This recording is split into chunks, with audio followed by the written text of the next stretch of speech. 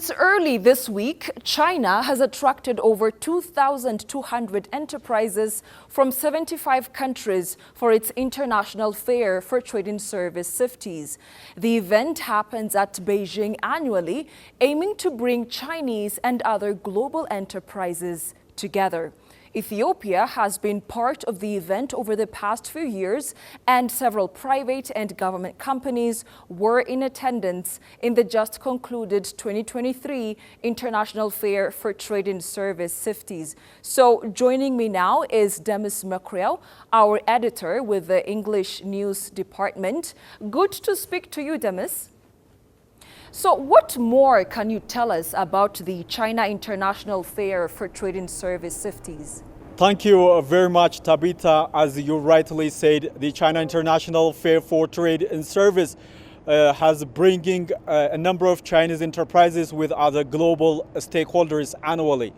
Launched back in 2012, the China International Fair for Trade and Service, which we may call shortly CIFTIs, has been growing over the years, and presently it covers 12 major sectors ranging from travel, transport to other financial services, among other things. So the business relationship between Ethiopia and China has been growing over the years, and there are many government and private enterprises that currently have business ties with a number of Chinese business companies. So the China International Fair for Trade and Service, an exhibition actually, gives a good opportunity for a number of Ethiopian companies to showcase their services. A good case in point in this regard is the one in my background, the Ethiopian Airlines, one of the fast growing and the largest airlines in Africa. Of course, the Ethiopian Airlines commenced its service to China 50 years ago, and presently it's celebrating its 50 years of anniversary of that. And the airline is also working to resume its flight levels to the pre-COVID level. Presently, the Ethiopian Airlines is working to have 35 passenger flights in a week, but the airline already has 31 cargo flights. So Ethiopian Airlines will have a totally 65 flights per a week to China very shortly. So exhibitions like CIFTIs have been providing much opportunity for Ethiopian Airlines and other domestic enterprises to showcase their services to their global clients and to advance their business interests, Tabitha. Demis, what is your assessment on other Ethiopian enterprises' participation at the CIFTIs? There are a number of international exhibitions happening in China almost around the year, and there are many local government and private enterprises that participate in those exhibitions. One example worth mentioning here is the Ethiopian Coffee and Tea Authority, which has actually a good business ties with China. And let me put it in a very substantive way. Back in 2021 and 2022, the Ethiopian Coffee and Tea Authority, of course, earned more than 1.4 billion USD from the coffee export, the highest of all the time actually. And during that time, China was the 8th largest Ethiopian coffee importer. That means China has a lot of interest in terms of Ethiopian coffee import. So the Ethiopian Coffee and Tea Authority participated in a number of exhibitions happening in China, benefited from those exhibitions and advanced its business interests, is a good example for that business ties.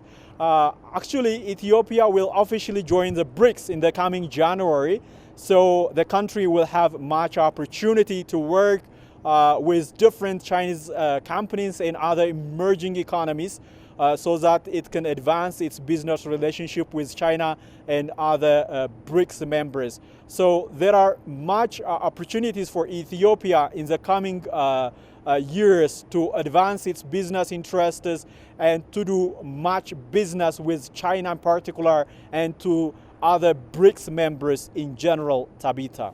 Demis Mukriel joining us live from the Ethiopian Airlines headquarters. Thank you so much for your explanations.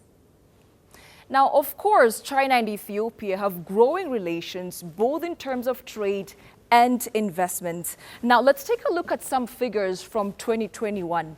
In 2021, bilateral trade between Ethiopia and China amounted to $2.66 billion, showing a 3.3% increase from previous years. Chinese exports to Ethiopia amounted to $2.29 billion in 2021, showing a 2.6% increase from previous years. The main Chinese exports to Ethiopia being items such as machinery, textiles, plastics, and vehicles. When we come to Ethiopia's exports to China, the figures are $370 million in 2021, showing an 8.1% increase from previous years. Major Ethiopian exports to China being oilseeds, coffee, leather products, and minerals. Now, these figures show that Ethiopia has a lot more work to do in terms of boosting its exports to China. Work is being done in that aspect, and as you can see, tangible results are being registered in that area. When we come to Chinese investment in Ethiopia, Chinese FDI amounted to $90.39 million in 2021. The total Chinese FDI in Ethiopia, the cumulative figures, is $4 billion. Major investment areas being transportation, electricity, manufacturing, and other aspects. Chinese FDI have so far employed 110,000 Ethiopians. Now, these figures speak for themselves, but let's have some deeper insights into the matter.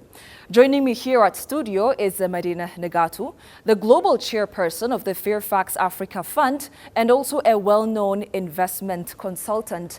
Thank you so much for joining me here at studio, Medina. It is such a pleasure. Thank you for having me. So earlier, we've been looking at some figures depicting the trade exchange between Ethiopia and China. So how do you think Ethiopia can work with the Chinese for a win-win cooperation? Right, that's a very good question, and I will answer it in multiple platforms.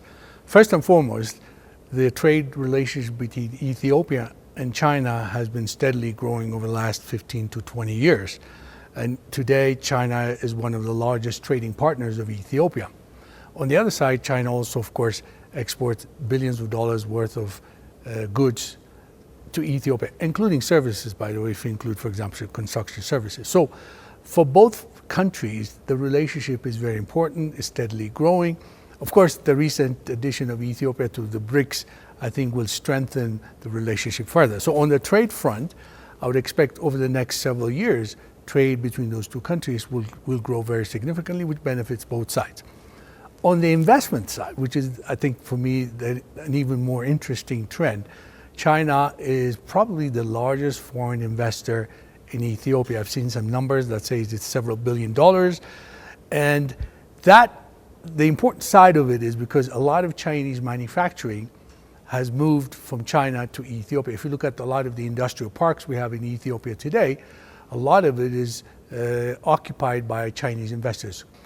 The other part of it, which is the soft part of it, they can also collaborate on geopolitics. You know, the recent addition of Ethiopia to BRICS, and as you saw, there was a lot of discussion, even in the United States, what does it mean? Well, the result is the global South, as it's so called, can now have a voice in how decisions are made on trade, on investment around the world, as opposed to in the past, the order that we see, the global trade order that we see, even the WTO, these are institutions created right after the Second World War, when a lot of these countries, emerging economies, not even China or India or Ethiopia, didn't have a voice. Now, through the BRICS and other platforms and the strong trade relationships among the global South, they can strengthen and have, as you said, a win-win relationships.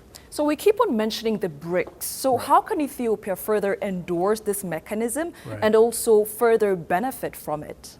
Two things. One is the BRICS are supposed to be a counterbalance to the global order today, as I said earlier, which was created by the United States after the end of the Second World War. The World Bank, the IMF, the UN, all these institutions were created when even most of these countries that are now BRICS members and others who want to join were not even independent countries. So the BRICS now have a big voice. They're a third of global GDP. They're 40% population of the world. And actually, on a purchasing power parity basis, on a PPP basis, the BRICS already outrank the G7.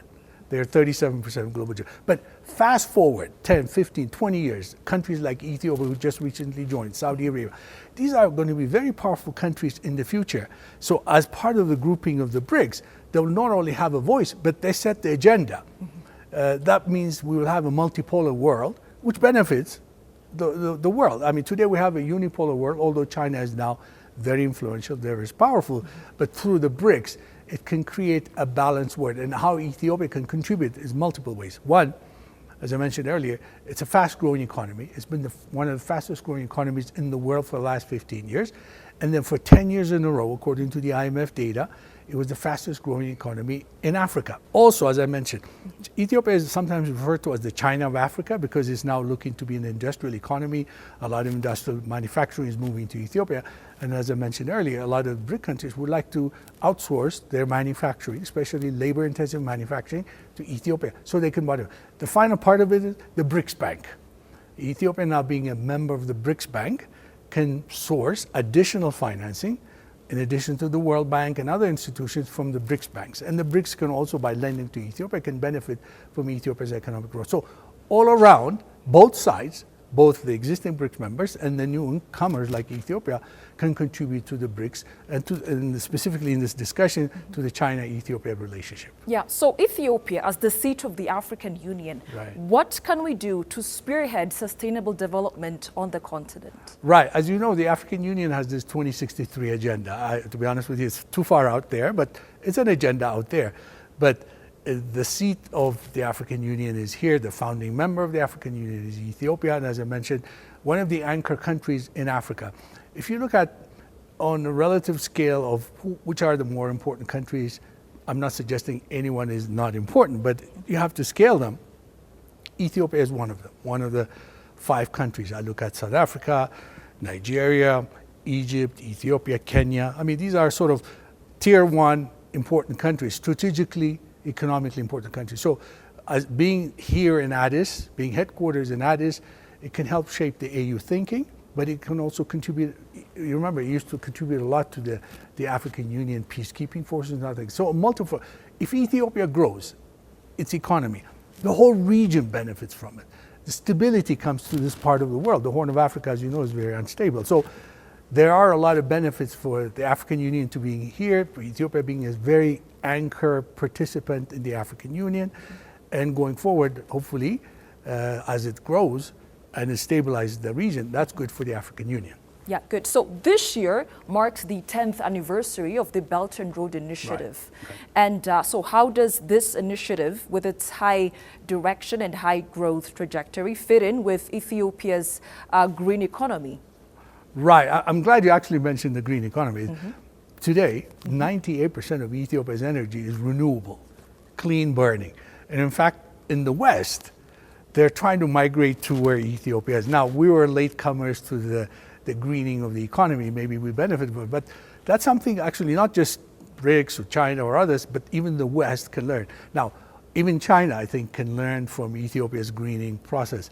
As you know, 40 years ago, when China started this trajectory of growth, it grew at any cost. But now they realized later on it was polluting the ecosystem and all that. They started cleaning up. Now, China is very wealthy today. It can clean up the rivers. So we also can learn from that and say, that's not what we want to do. So we are at the forefront of greening. I mean, the greenness that is starting to happen in Ethiopia. All our energy, and this is not an exaggerating, 98% of our energy is renewable. A lot of countries envy that. And you know, look at China today. It's the world's largest electric vehicle market, EVs, right? I mean, imagine that.